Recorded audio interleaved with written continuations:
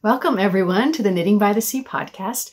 My name is Lisa and I am Saratoga Knitting on Instagram and on Ravelry, and I welcome you to my home. I live in a very old home in Marblehead, Massachusetts, which is about 20 minutes north of Boston, and it's a little harbor town, lovely little town.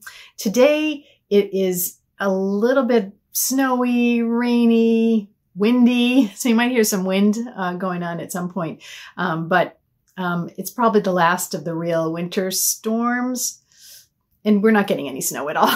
We were supposed to potentially get some good snow, but nothing's really happening out there right now except for some rain. So sometimes that's an advantage living by the coast. But anyway, welcome to my home. Today we have a few things to do. I have a couple of finished objects to show you.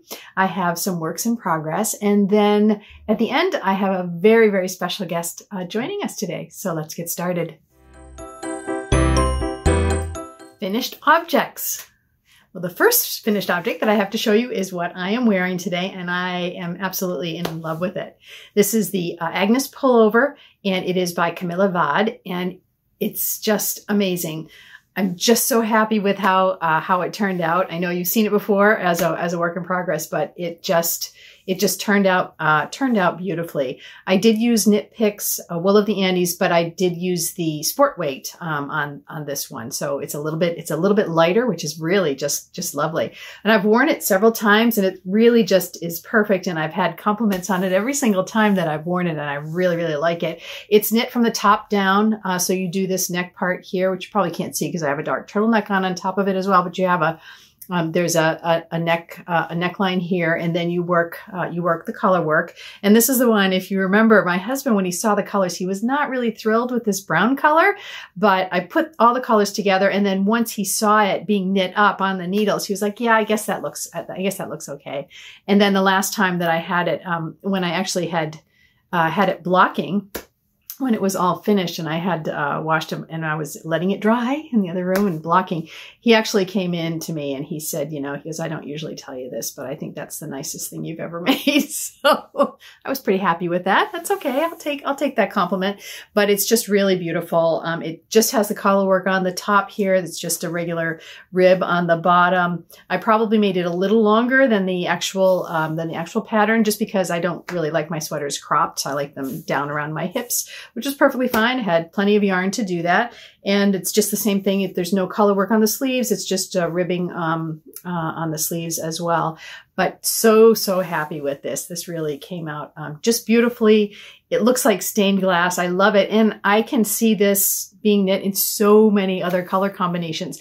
This is the color combination that the designer had on her page on Ravelry. And so I kind of went with that just to kind of go with that for the first time through. But I could definitely see making this again with some other colors, and it really would be beautiful. It is not a difficult color work yoke at all. It's really pretty simple charting for this, and I was really happy. The sizing was just perfect, and it's just great. And it's just going to be one of these pieces that I'm just going to keep on putting on until it gets too hot to wear. So yeah, I'm very, very happy with this. Really pleased. It went very quickly, and I think probably because it's on sport weight yarn, so a lot of times I'm knitting with fingering weight, and using sport weight or worsted weight with larger needles, it just makes the project go that much quicker. So I am very, very pleased with this. And so now that I have this sweater off the needles, I'm free to pick up something else, and I'll show you what I'm working on next in works in progress. The other things that I have finished, it's not that much, funnily enough, not that much, has been 2 pairs of socks. And the first pair is called the Crunkled Socks. And I think I showed these to you. They were in progress last time. And these are really beautiful. These are made with a skein of O-loops yarn that I had left over. She's not dyeing anymore, so I really was happy to get to put this to use. I was using it in another project, which I really wasn't happy with. And so I just ripped it out and decided to do the socks instead. And these are called the Crunkled Socks, and they're by Kay Jones of the Bakery Bears. So again, another lovely pattern by Kay. Very, very simple ribbed pattern. It just gives enough interest to the sock while you're knitting it. dots. And you can see a little bit here, and there's sparkle in there. So I don't know if that's coming across or not, but there's a little bit of sparkle. I tend to do the patterning on most of my socks just on the front and just do the back plain, and that just gives me enough interest to keep on going. Kay and Deanna, the Bakery Bears, are having a sock. I forget what it's called. I'll put it in the notes, but sock stash along, something like that. And so basically we're knitting a pair of socks a month. I don't know if I'll quite keep up with that, but, and then putting them away. And so, next January, you'll have a whole new box of 12, hopefully 12 new pairs of socks to pull out. So that's what I'll do with this, because I have a drawer full of socks. So I'm going to, save these and pull them out, next January, but I'm really happy having them both completed. And then I also have a second pair of socks, which are really pretty and beautiful. I'm really happy with those. Carrie of the My Wool Mitten podcast, last year, I don't know if you'll remember, but she did a spin along for socks. So spinning for socks. It was a year-long spin along, and it was really a lot of fun. I spun some fiber up, and I think I knit actually one pair of socks out of my hand spun, because I usually don't do socks out of hand spun. Knitting socks, I like to use a lot of merino when I'm doing spinning, and that's not the best wearing for socks. So you really need to add some nylon to it. So what I have done this time is I have done exactly that. And let me put this pair of socks. So she's continuing on again this year because she just wanted to do it, and other people were having fun with it. And we decided, she decided to just continue it on. And it's really just a nice thing to do. I have a few braids of yarn that are perfect for this. And because of what I'm doing with them and the way I'm spinning them, they're actually basically DK weight, so they're knitting up very, very quickly on a little bit larger needles, because it definitely does not come out fingering weight for me on these when I'm spinning for socks for this reason. So here's one sock, and here is the second sock. So I have them both done, and I just love them. Very, very simple ribbed pattern, nothing fancy. I just made it up. So that was actually perfectly fine. And I'm really happy with how they came out. I really love the striping of it. And what I did with these is I just basically took the fiber in the braid, split it up, and I just spun it. I didn't do anything special with it. I just went ahead and spun it. And then what I did is that I added, when I plied it with a cone of lace weight that is, I think it was merino and nylon combined. So basically that lace weight is going to give these socks the strength to last. And I'm really happy about that. It'll be interesting to see, how they do last when I do start wearing them, but I'm really happy with it. It was really fun. It was really fun to do. It was just a 4-ounce braid. So it was just perfect for a pair of socks. And I have some left over. I might make a cute little pair of mitts, or maybe some wrist warmers or something along those lines. But I'm very, very happy with these. They haven't been washed or blocked yet, but I'm super happy with them. And it was just really fun. And it was really a joy to spin and then knit socks out of the hand spun. I used to do that a long time ago when I first started spinning. I think I was a member of, I forget the club, but it was a fiber club. So I got 4 ounces, something different every month. And what I used to do is just spin that up, and then I would, knit socks out of it. And then I kind of got away from that when I got more into the fingering weight socks and was experimenting with the idea of what type of sock that I really liked to knit. And I have forgotten how nice it is to knit socks with your hand spun. And I'm really looking forward to wearing these. I have another braid, different, like in more fall colors. So that will get on my spinning wheel, and I'm planning to do exactly the same thing. I'm planning to spin and then, knit socks with that as well. So I'll keep you posted on how that goes. All right. Those are all my finished objects for this month, but, let's move on to some works in progress. works in progress. I have two that I'm going to show you today, two that you haven't, I don't think you've seen before. I still am working on that gorgeous cabled wrap. I just haven't done very much on that. And that really, there's not a lot to show on that until it's finished. And because I finished both of those pairs of socks, I've just cast on another pair, but again, it's just the toe. So there really isn't much to show for those yet. But I have two projects that I'm really excited to be working on that I wanted to share with you today. The first one is an epic year-long make-along with Patricia of Knitography. I'm sure many of you know Patricia, P4 Chen on Instagram and on Ravelry, and she has the Knitography website and podcasts that she does. And Patricia lives in Norway. She's originally from Texas, but she lives in Norway. And she is an amazing person. I'm very, very lucky to have met her several times in person. So she's incredibly funny. She's incredibly knowledgeable. And she, as I said, she has lived in Norway probably for the past 25 or 30 years. Her husband is Norwegian. Her children were born there. She was, I think, a first grade teacher for years and years and years. And she's now since retired from that. And they have a little farmstead that they live on. And she has gotten permission to raise some, local Norwegian breeds of sheep. So I'm not quite sure how many she has, 3 or 4. She doesn't have a lot. She has a small little homestead, like I said. But she has these beautiful, beautiful sheep, and she basically is taking care of them full time. And then she also has the opportunity to just make a lot of things from, so she makes some beautiful wooden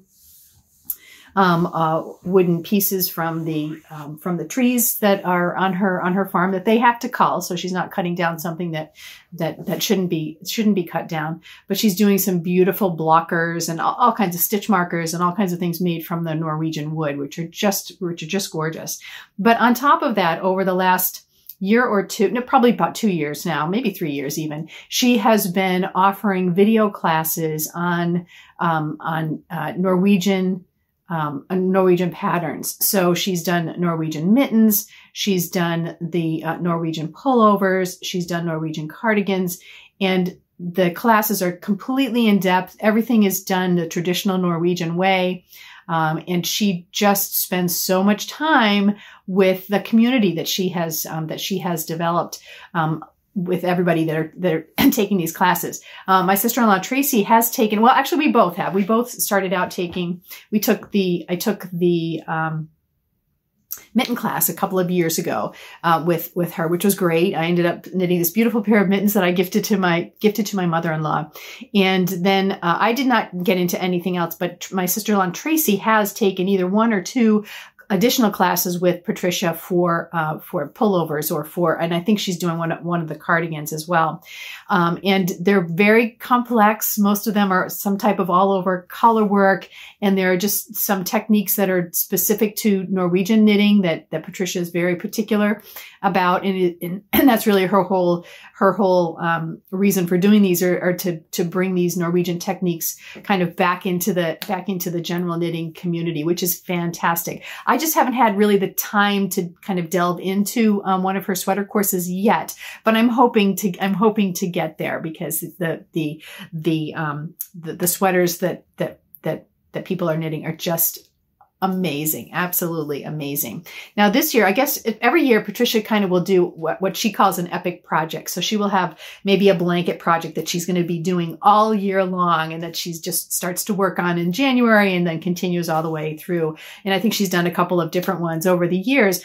And this year, because she has such a big community, she decided to share with the community the project that she's doing this year, and then she opened it up to anyone who wanted to join along. So there was no cost to this, but she was hoping that you would use some Norwegian yarn for it, and it is epic. It is a blanket, and I'm going to put the name of it down here. And if I find, I think I actually have a picture of the original pattern. I think you can. I don't think you can purchase it on Ravelry, but I found it on Ravelry, and I think you can actually purchase the pattern along with the yarn from the company, the Norwegian company that developed the pattern. But over the years, Patricia's knit these a few times, and so she kind of has her own pattern, and so she has shared that with us, and it's just going to be epic. It is epic already. And the other piece that she has done, which is great, is that she has set up a Discord group for everyone participating, not only in this, but also in her knitting courses. Now, I have not used Discord before, so it was kind of an eye opener for me, but I'm really enjoying it. It really just is just a nice. It's just nice because it is just the people that are involved in these projects with her. So it's not, it's not open to outsiders. You have to be invited to come into it. And I'm just meeting some lovely, lovely people there. And it's been a joy. It's really been a joy. And what I am doing on this particular project is that I have begun to use it up, quite a bit of Romney roving from Carol of Foster Sheep Farm. And I just hadn't been spinning it. I kept thinking I was going to spin it and maybe make a sweater out of it. And so when this came along, and I was like, you know what, I'm going to see if I can spin this roving and then knit it into the blanket, because it's a blanket that has a background color and then little stripes of color in there. And I had a bag full, or several balls of Ralma yarn from. So the Ralma colors that I have are very, very fallish. So that's kind of where I'm going with this blanket. But the different color choices that people are making are really fantastic. There are some people that have very pastel-y colors, a very light background. So it's actually really great. And the other piece of this is that I'm actually going to use up Carol's Romney roving that I have. So I am a patron of Caroline of Unspun Yarns, and she had an update a couple of weeks ago. And so what I did is I ordered some Unspun, which you will see, but I also ordered some spinning fiber from her, and it is this deep dark blue color, and it is lovely. So I'm actually going to be interspersing that as a background color as well. And that is just beautiful. It's very, very different. It is a little bit more rustic. The staple length is a little shorter, so it's a very different spinning experience, which is fine, and that's really great. And I have quite a bit of that, so I think I should be fine with interspersing the blue color in as a background. But I'm going to run out of Carol's yarn. But the nice thing about this is that on this Discord group for knitography, there's a lovely lady who messaged me because I had said something about this, and she's like, I have a farm, and I raise some Romney sheep, and I do have some roving. Would you be interested in that? And I was like, absolutely. Tell me what you have. So we chatted, and I just ordered some Romney from her. I think it's going to be kind of a grayish color. The Romney that I had from Carol was more of a light brown, but that's going to be fine because the colors are going to go from light brown to dark blue and then to gray. It's just going to be really, really beautiful. And we are set to do 3 sets of the color stripes for each month. So we have a goal each month. And then we get together at the end of each month, and we have a Zoom call, and there are probably 90 people on the Zoom call, but it's just so much fun. And we get to, Patricia will tell us another story about the blanket, or tell us something else, related to the make along. And then we get to kind of show off our progress for the month. So I have really just been finding it delightful, and it has been so much fun. But let me show you what this is. In this big bag, it's only going to get bigger, and it's heavier. It's heavy too. So here it is right now. So you can see why this is going to be an epic, epic blanket. So basically, you can see we are scheduled to do 3 of these stripes per month. So then we'll have 12 groups of stripes. So I think that will be just amazing. You can see here, this is the brown here, the brownish gray is the hand spun, and then these are the Ralma colors. And what I ended up doing, because as you're spinning, the fiber just came out a little bit thicker than fingering weight. It wasn't really an Aran weight or a DK, but it was a little bit thicker. So what I ended up deciding to do, so that the colors would not get lost, is that I'm holding each of these colors double. So that means this blanket is very, very warm. It's going to be tough. July and August to actually sit down and work on this, because I'm going to need to do it right next to an air conditioner, because it's just going to be so warm. And then at the end of the project, is what I understand, is that we weave up these different colors up through the blanket. So then you have these vertical lines going through as well, which it's just going to be fantastic. And as I said, I'm just having so much fun. It's all knitting. There is no, there's no purling on this. It's all garter stitch. So it really, you just don't even have to think about it. You can just kind of go along. But you can see here where I've switched the background color in this section, in this section, to the blue fiber that I have. And then I'm back now to the remainder of the Romney that I have. And then for next month, I'll go back to the blue. And then after that, and I'll add in the new fiber that I'm getting, that's going to be sent to me. And so I'll continue on from there, and then just alternate the lighter background with the blue background. I think that will be perfectly fine. And it's just great, but it's just so enjoyable, because now that, you kind of get a sense of what you're doing and how long it takes, it's just so nice to just sit down and just do some garter stitch. There's just nothing really to think about, besides changing the colors when you get to the striped portion of it. But I think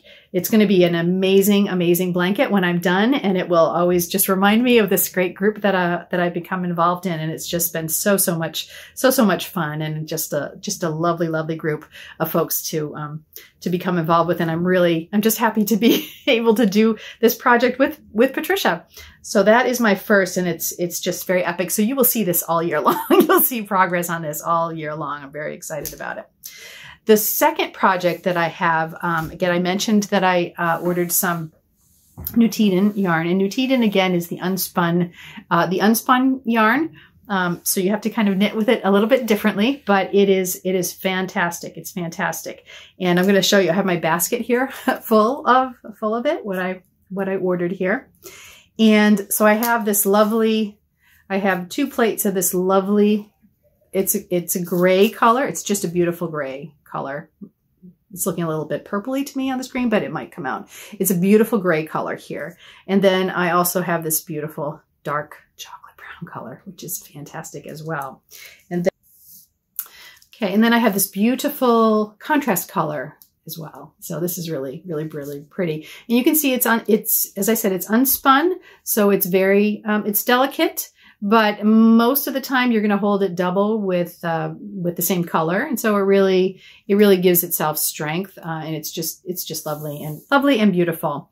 And the pattern that I'm making is called the Pousse Cafe, and it is by Thea Coleman. It is a new pattern that she just put out recently, and it is a pullover. So it is a vest.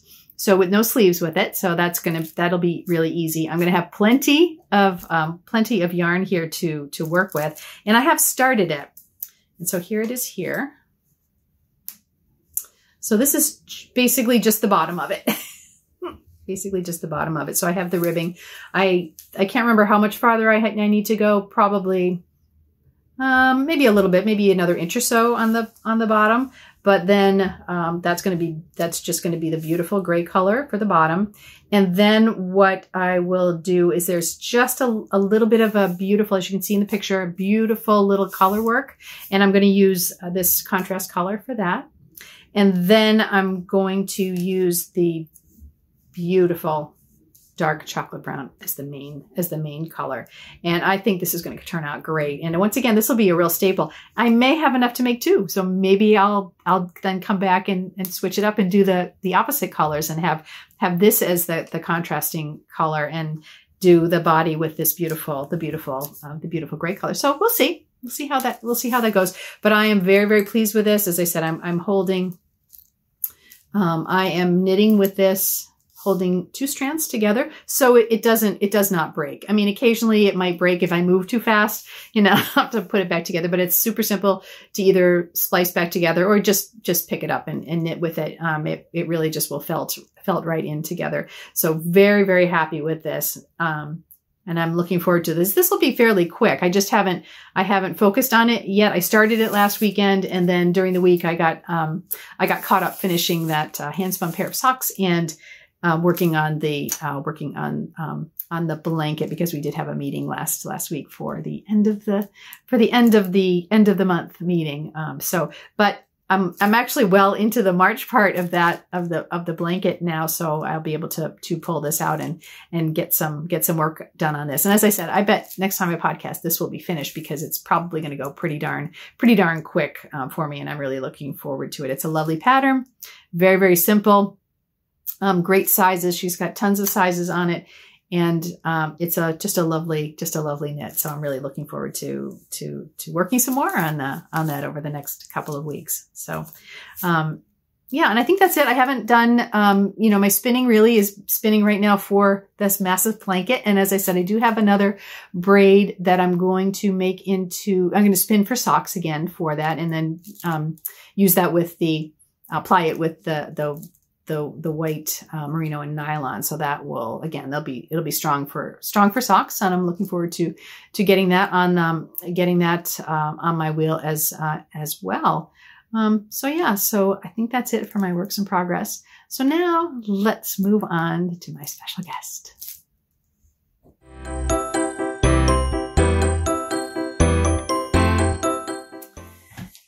So I have a special guest here today, my daughter, Sophia. Most of you probably know Sophia. She originally started the channel way, way back when. And she's come on because she has some great news, and she's going to show us some crafting items. But first, what I want to say is thank you to everyone who sent good thoughts and hugs and warm wishes for my mother-in-law. She is doing so much better. If you looked at her leg today, you would not know what had happened to it. So she's doing much, much better, and she's going to be able to get back to her normal activities this summer. We're still going to probably want to wrap her in bubble wrap, but she's not going to stop her. It's not going to stop her. No. So she's feeling much, much better, and things have improved greatly. So that is one good thing. And so again, just thank you for all of your well wishes for her. But now we have Sophia with us today. So why don't you go ahead and give us a little update on what's been going on with you recently? Sure. So for the last, actively 3-4 years now, but always, it's like one of those things I've wanted since yes, I was a wee tiny baby. But I have been working on writing, and I actually just got last week. Yeah. So last week I received and signed an offer of representation from a literary agent at a agency in New York City called Macintosh and Otis. And so things are happening, and we're going to get my manuscript ready to go on submission to all the big publishers. So hopefully something great will come from this. Can you explain a little bit about how you got to this point, like the querying process, then what this actually means to get an agent? Because it's a really big thing. Let's see if I can even make it make sense. So essentially, when it comes to traditional publishing, so that would be any of the books you see in Barnes & Noble or in a Chapters in Canada or your local bookstore, those are all traditionally published books through what's generally known as the Big Five publishers. So that includes like Simon & Schuster, Penguin Random House. What else is there? I don't know. You're the literary You're so helpful. Well, there's anyways, it's irrelevant. There's big houses, yeah. There's some big publishing houses, yeah. And essentially how traditional publishing works is that these big publishing houses have editors. And those editors are, their job is to purchase books from literary agents.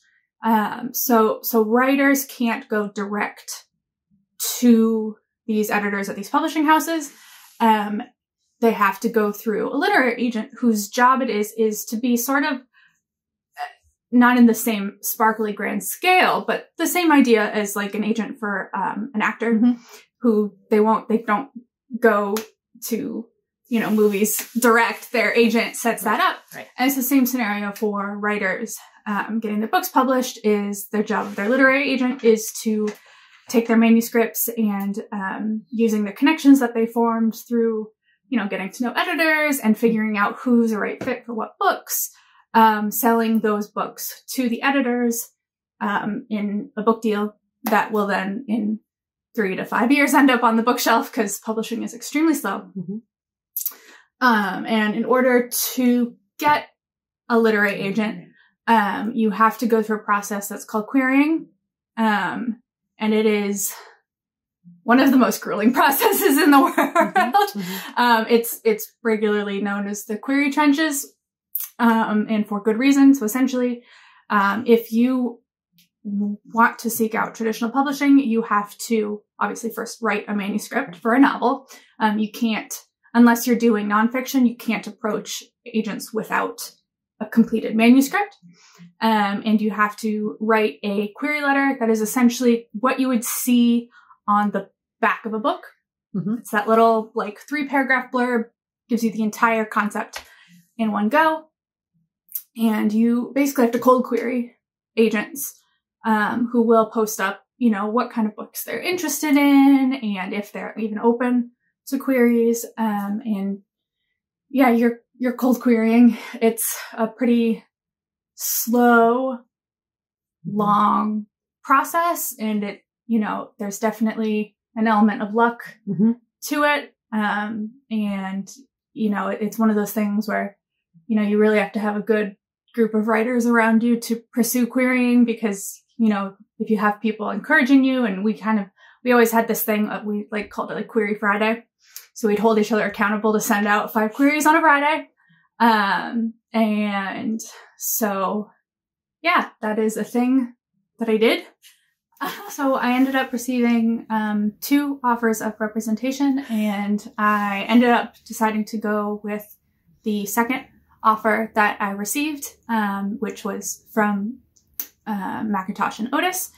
And then, so I've signed with them, and essentially the next steps are they just want to make a couple of tweaks to the manuscript, and then we're going to take it out on submission. And that's crazy. The publishing houses. Publishing houses, yes. And I can attest that the querying process is very difficult emotionally.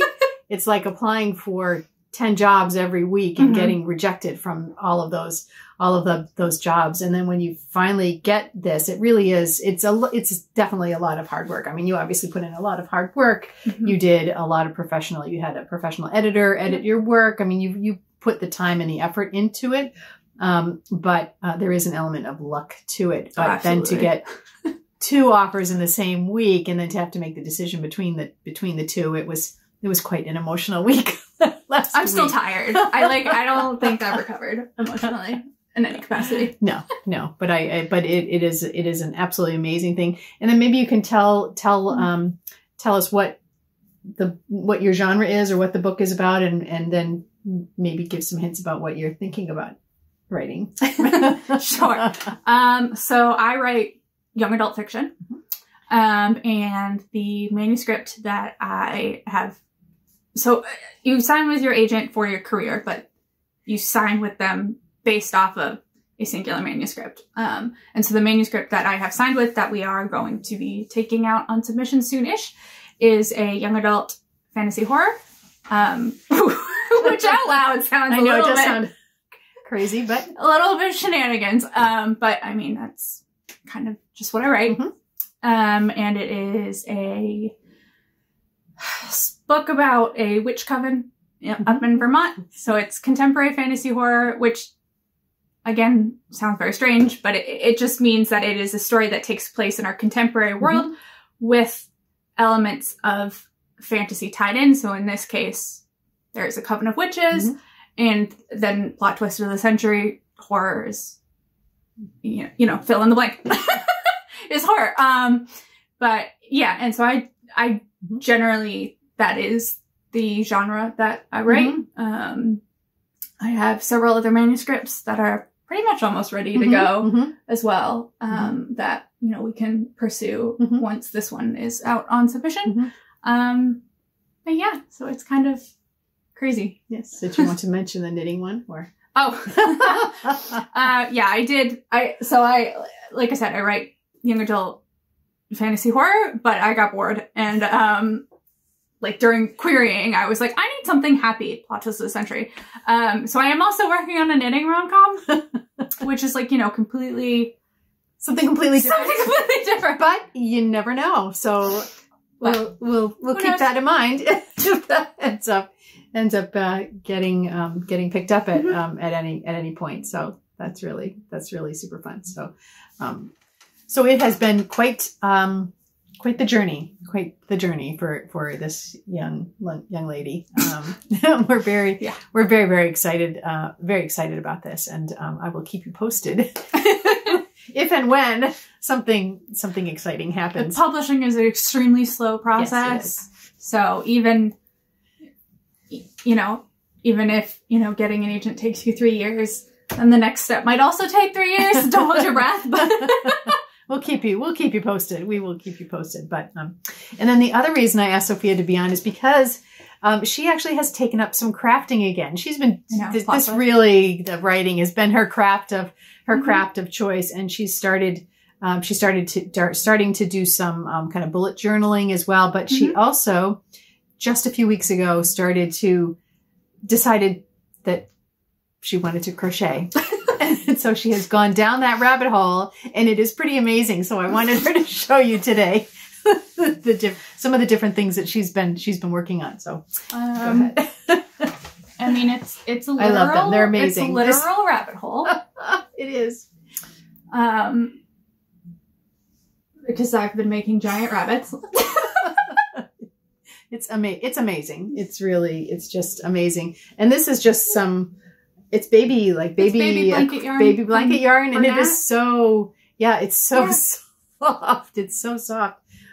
Yes. And you've always been way more interested in doing these kinds of things than I am. I am not one for doing fiddly little projects. I mean, Sophia, you know, when the Bakery Bears first came out with their very first Mrs. Bakery Bear pattern, I sent that to Sophia and said, you need to do this. And she did, and it came out great. And of course, Mrs. Bakery Bear has been traveling all over for us and is going to be going on another trip as well pretty soon. So I will tell you about that.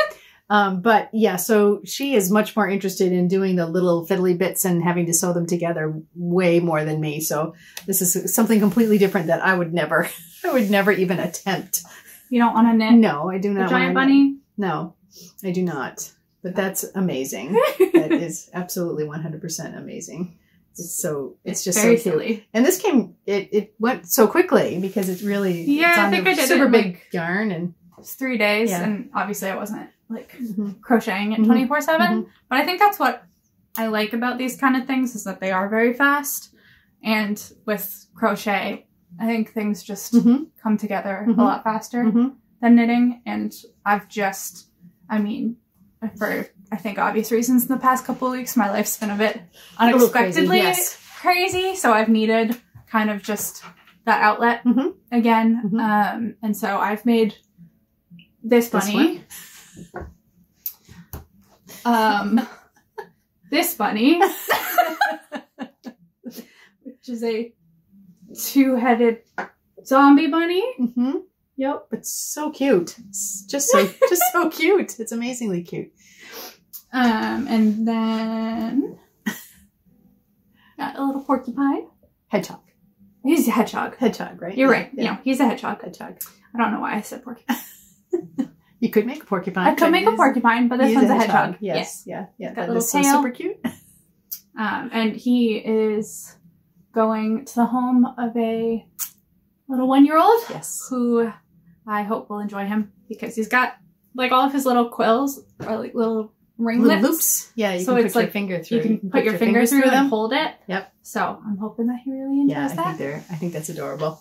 It's 100% adorable. And then it doesn't look like much of anything. It looks like a Pokemon, yeah. No, they're like, I don't know what they technically are, but they're like little sea iguana dudes. I believe you. It's okay. I believe you. But yeah, I started him yesterday.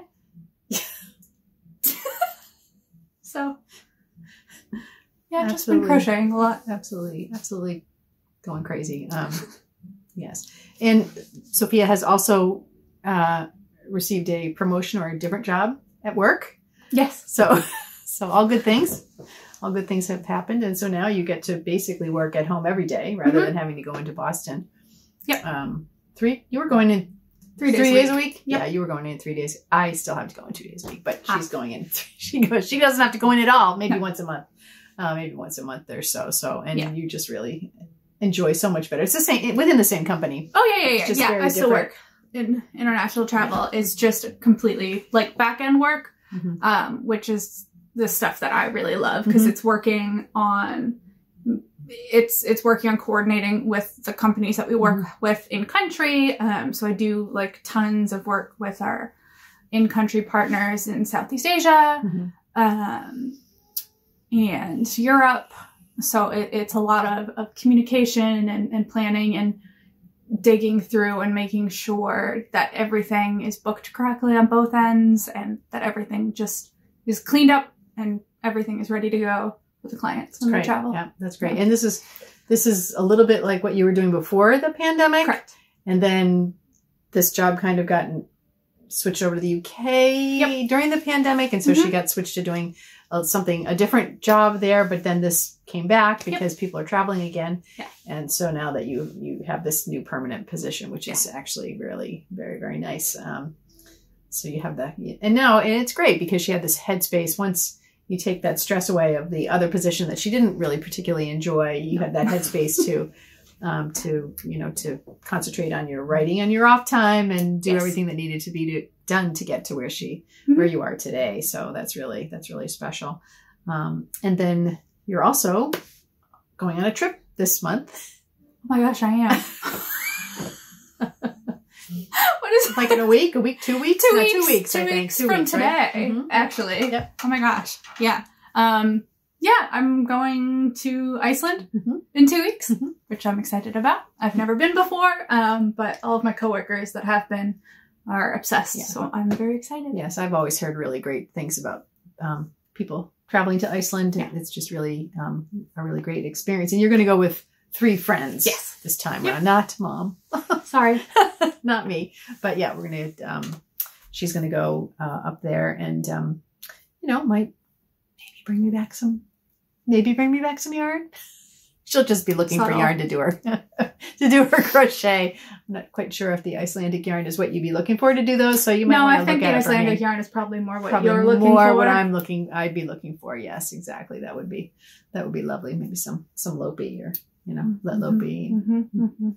Just push it and put it right there put it right in the bag. Put it right in the bag and get that taken care of. But that'll be a really exciting trip. And it's still cold and wet, and so it's like when we went to Egypt where it's off season, so it's a little bit less expensive. So and there's probably not quite as many people around, so you can get to, even when you do go to some different sites, it won't be as crowded as it has been. Yeah, I always recommend traveling off season because if you can, if you can, because it's far less expensive and there's far less tourists.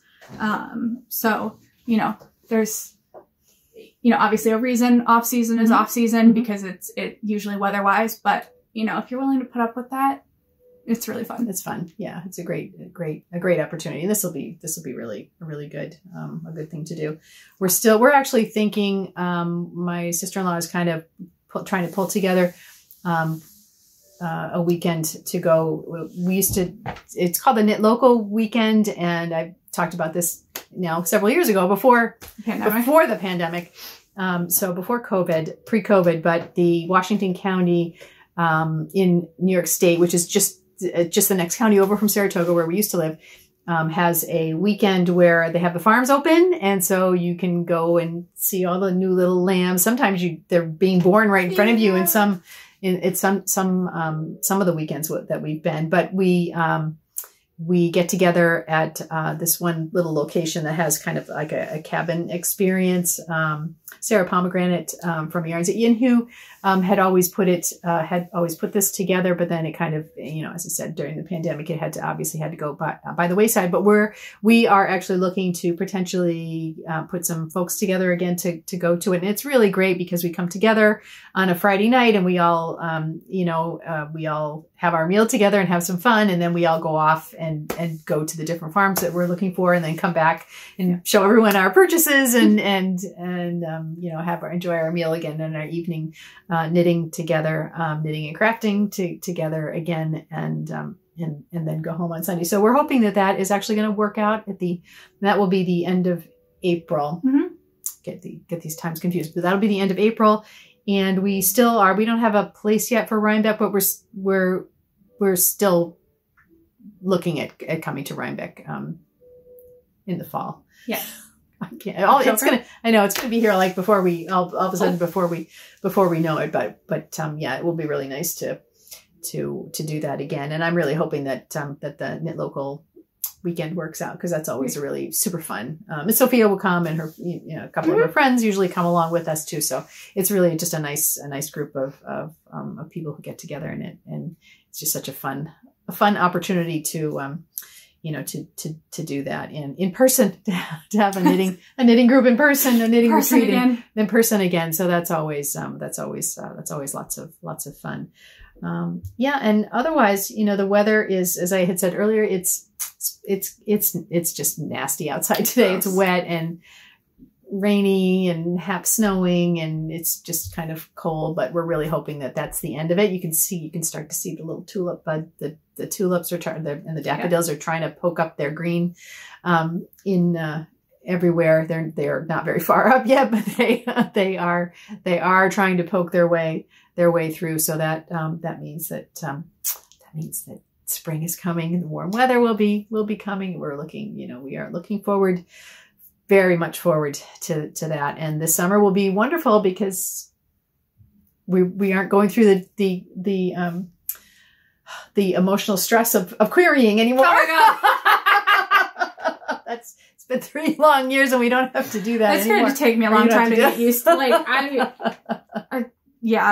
It's going to take a long time to get used to the fact that I don't have to do that anymore. Oh yes, and as her mother, it will emotionally take me some time to get through it as well. But yeah, so it's just such fantastic news, and I'm really happy that you agreed to come on and do it with me today. So I think that's it for now. Thanks for joining us today, and I'm sure I'll grab her and pull her back on here again. Well, I don't even know I know as she does more of these crazy animal things, because it's only been about 2 weeks, and she's already got a bunch done. So I think I found a pattern for a stingray. That's a pancake. Oh my gosh, because it's a sea pancake. That's going to be that. Yep. Mm-hmm. Like with a little pat of butter on top of it. Oh gosh. Yeah. That will be perfect. That will be perfect. So, well, anyway, thank you again for joining us. And remember, it's just knitting. Bye.